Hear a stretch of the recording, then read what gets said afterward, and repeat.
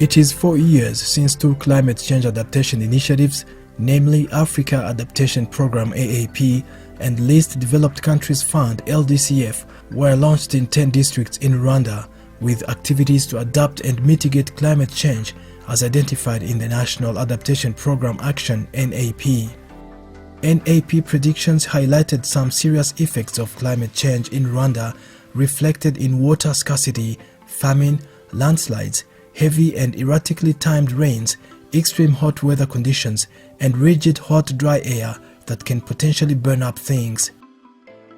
Activities that were earmarked to mitigate climate change include water rationing and management, establishment of early warning system and rapid response system, increasing productive activities, boosting agriculture productivity, promoting climate resilient seeds, and source for alternative energy.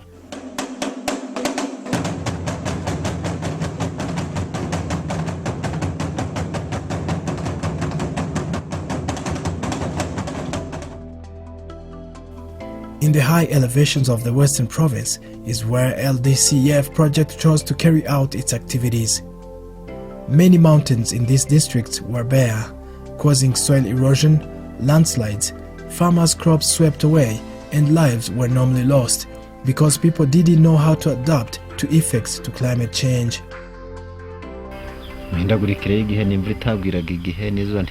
Climate change causes unpredictable rains and sun and poor productivity of crops unlike in the past. When we first came here, we used to plant a sack of Irish potatoes and harvest 1 ton. Today, you plant 1 sack and harvest about 500 kilograms only. We used to apply manure. Personally, I wouldn't say that it is lack of fertilizers. It is just climate change, not lack of fertilizers. Climate change doesn't mean that the sun changed or the rainfall. It is a change in climate causing low agricultural harvests. LDCF project planned to involve the residents in the activities so that they can derive benefit from owning those activities, as well as generating income to start small-scale projects that would reduce exploitation and dependence on land as a solution to all their needs. Since working with LDCF project, beneficiaries affirm that their lives and the districts have been transformed.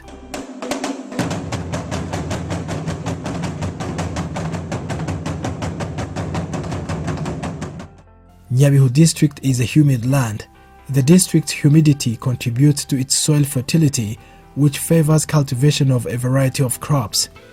Residents in Nyabihu district are loyal to agriculture.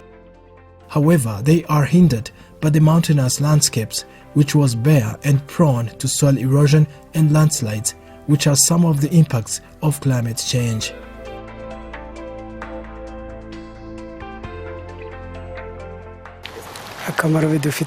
The activities benefit us a lot and the residents in this area to uplift us from poverty. Most of the target activities in Nyabihu district that were aimed to improve the welfare of the beneficiaries were achieved. Some of the activities include terraces to help the residents mitigate irregular heavy downpours that caused soil erosion and washed away crops. Before the terraces were cut, waters would wash away soils, but after getting terraces here, our soils are no longer carried away. They are preserved. We are not worried that heavy rains can erode the soils. Residents in Nyabihu grow mainly Irish potatoes. They have benefited from terraces through reduced cost in clearing farmlands. The change can be seen, especially according to me. People used to use a lot of efforts. They used to dig a piece of land, as they are measured here with about 200,000 Rwandan francs. Compared to today, a piece of land that equals to 1 terrace can be dug for 70,000 Rwandan francs or 50,000 Rwandan francs. For example, a piece of the farm field on which 200 kilograms of seeds could be used. Workers were employed to remove stones. If you made efforts to dig your farm field, but if the owner of the farm field above you didn't dig his, the water will flow down and fill your farm field. All you did will go to waste. You will again start to dig pits to hold water. By doing so, you are destroying crops, while others were washed away and incur a huge loss. Today, a resident sits back and relaxes because no erosion can deposit in their gardens. These residents were assisted in digging terraces in their farm fields. Now many have embraced growing fruit trees, including the yet-to-be-harvested tree tomatoes. I'm expecting to harvest after 12 months. The least I will harvest is 800 kilograms.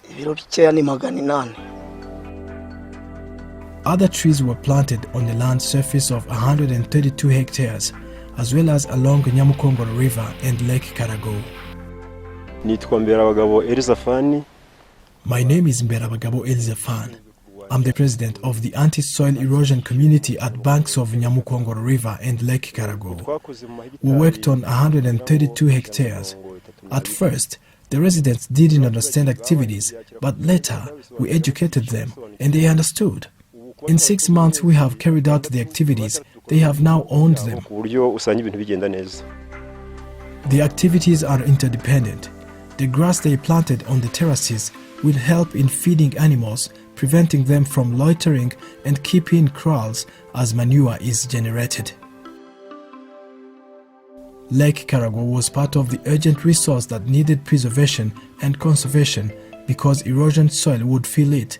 But today, the bare mountains have been conserved as they are no longer bare.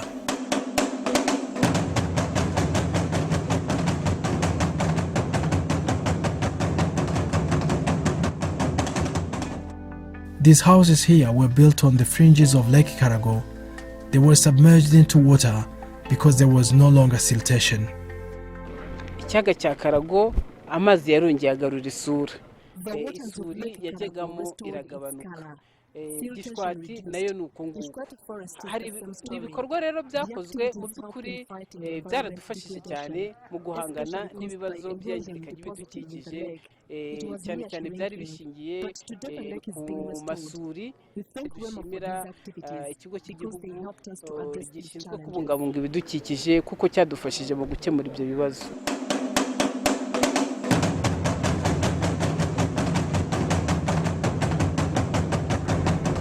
Nyiragikokora is an area in Nyabihu district. Here and 5 other sites is where beekeeping is carried out. The activity prevents residents from encroaching on Gishwati forest by cutting its trees, thus causing deforestation. We wanted to conserve Gishwati forest. They will never damage it again because we will be carrying out beekeeping. We will benefit from conserving Gishwati forest and we will sell the honey and get money. Beekeeping will boost productivity of bees as the world grapples with decreasing honey bee colony by 70% of the world's bee population. Poultry carried out by youth relocated from Gishwati forest is another income-generating activity that will help them wean from depending on tilling the land. Zatugirira akamaro kenshi kuko niba dusenye mu Gishwati ku mpamvu zo kurengera ibidukikije. None ngaha batuzaniye ubworozi tuzorera ahantu hatoya kandi muri uko gukorera ahantu hatoya ntabwo bizangiriza ibidukikije kandi n'ubuzima buzakomeza, ntabwo mbese ubuzima buzahagarara. Ku bijanye n'iyi fumbire iva mu nkoko. Concerning this manure, it is derived from chickens because we collected it after we had already planted the seeds. We hope to sell it and save the rest we would have collected to apply it in the gardens they gave us. The youth also planted mushrooms which don't require to be carried out on a large piece of land, yet very productive. Twasaruye ibiro 347 tukaba dufite amafaranga 4,034 ariko tugitangira twabaye n'imbogamizi twakoze kubona abantu babaga batari babimenya kubura isoko n'ubumenyi buke wenda kubitera isoko buno twagiye tubimenya nta kibazo.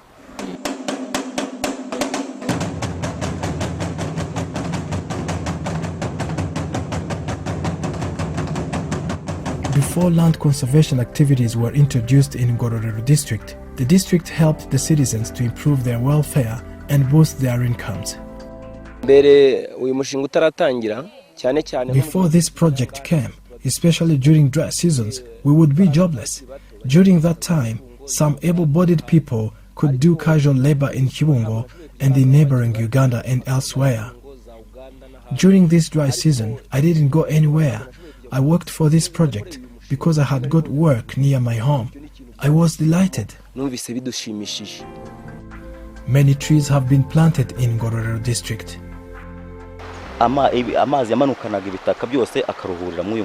The floods would carry sediments and deposit it into this river. Trees you see planted here trap the soil, in that all the soil doesn't deposit into the water. Residents who worked in these projects got work. That is why these trees are thriving. When these trees grow, they will add to soil fertility, especially that trees can be mixed with crops. They add nitrogen to the soils. Another thing, residents will get trees supporting creeping beans, and the third vital benefit, they will help us fight soil eroded from the hills. This activity was the most basic in tackling climate change. Sometimes, we would experience dry spells because of desert conditions, and the rains would disappear with no justification. But now, we receive reliable rainfall thanks to all these trees planted. There is also grazing grass. The activity was significant to the residents and the country in general.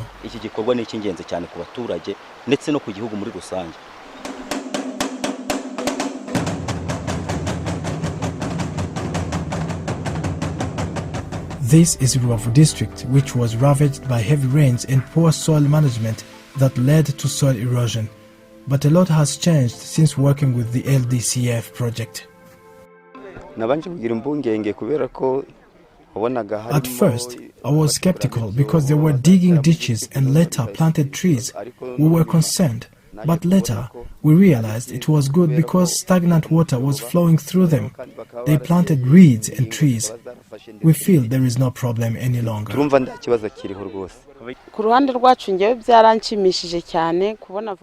On my part, I was happy to see avocado trees at home. It is good.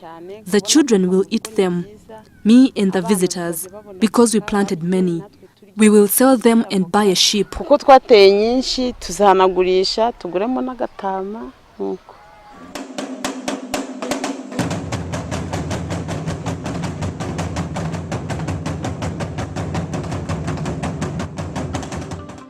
Mountains in Rutsiro district were degraded because of soil erosion due to deforestation, especially on the natural forest of Gishwati.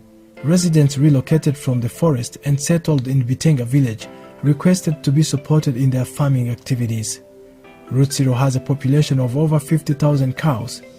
Although they had asked LDCF project to construct them a milk collection center, the district chose to begin with construction of a veterinary pharmacy. It is completed now. Indeed, we would have begun with a milk collection center, but following consultations with our sponsor REMA, we realized we had to begin with construction of a veterinary pharmacy because of the following reasons.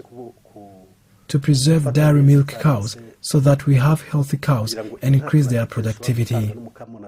We began with the veterinary pharmacy and get a vet officer and stock it with drugs and be able to offer services to the cows we have in the district, many of which are in Gishwati forest. Then we will think of the milk collection center in the second phase. But the veterinary pharmacy will support the cows we have to boost their productivity so that by the second project we would be having enough milk production. The program to promote timely and reliable weather forecast updates with the help of weather stations spread across the country facilitates farmers to work effectively and efficiently and empowers them to prevent disasters.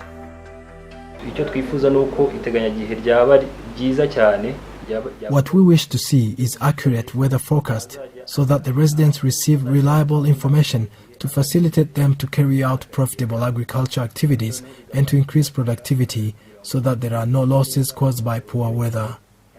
This will help the country. If the productivity is good, the country develops and the residents in general. It is an understandable issue concerning disaster. There has to be preparedness. The project aimed to reduce vulnerability to climate change. That is to say, the information we will provide will facilitate farmers to be better prepared. If the heavy rains are destructive to the agriculture activities or infrastructure, how better can we respond to them in case of such occurrences? We trained them in partnership with the Ministry of Disaster Management and Refugee Affairs for them to know when information reaches them, how do they prepare? How long does it take to execute measures in light of disasters?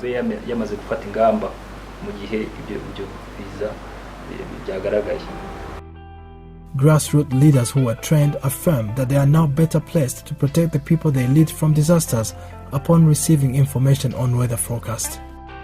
In our district, Rutsiro, we tell them more about lightning. They trained us on preventing disasters such as heavy rains and lightning. They told us about umbrellas, that we should ask residents to fold their umbrellas during lightning and when the rains are due. Another thing that they taught us in preventing lightning is mobile phones. We can switch off our mobile phones when lightning occurs. They said for lightning to strike a person, they may have had a role in it. The electric cables, where you touch them when it's lightning, you can even die. They said we will be receiving the information via short messages. They told us to convene urgent meetings for people living in high disaster risk zones and relocate them to a better landscape.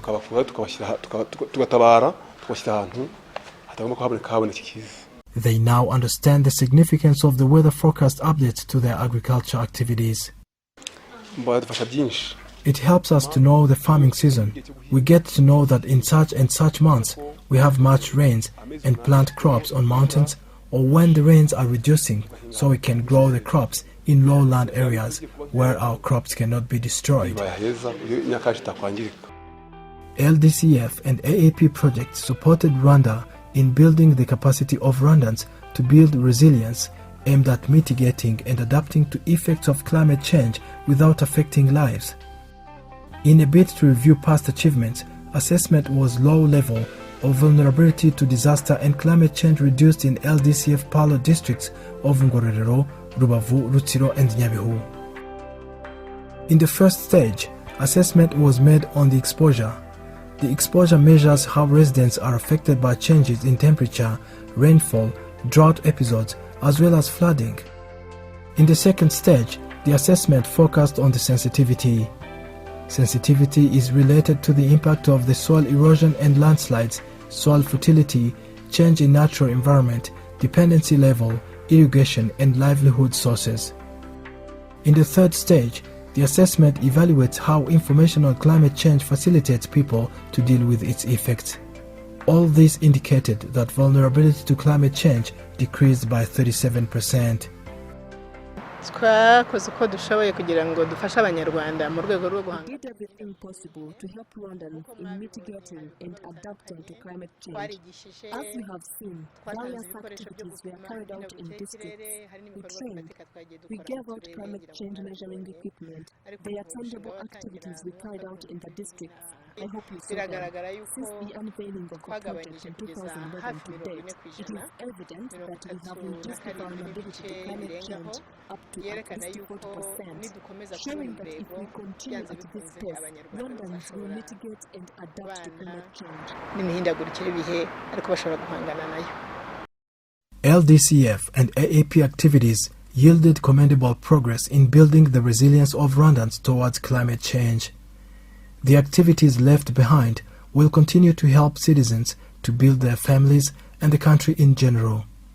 It also increased the experience of development partners, which they will use to help other countries to come up with projects in building a climate change resilient community.